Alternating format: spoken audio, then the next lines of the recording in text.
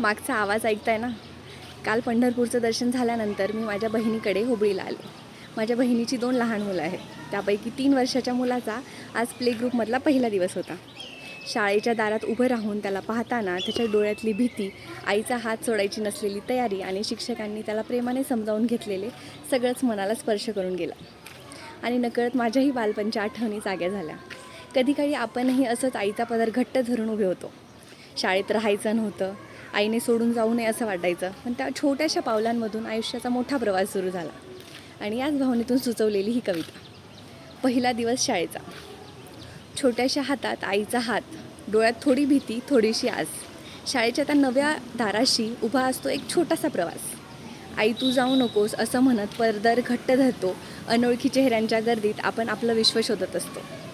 शिक्षकांच्या प्रेमळ हाकांनी हळूहळू मन खुलत जातं आणि रडणाऱ्या त्या छोट्या चेहऱ्यावर एक गोड हसू फुलत जातं. कालपर्यंत घराचंच जग होतं, आज मैत्रीचा नवा धडा मिळतो. आईचा हात थोडा सुटतो खरा, पण आत्मविश्वासाचा हात धरला जातो. आज बहिणीच्या मुलाला पाहताना माझं बालपण पुन्हा भेटून गेलं. आईचा पदर, शाळेचं दार, सगळंच मनात जिवंत होऊन गेलं. जीवनाची सुरुवात अशीच असते, थोडंसं रडणं, थोडंसं हसणं, आईपासून 2 पावलं दूर जाऊन स्वतःच्या पंखांनी उडायला शिकणं.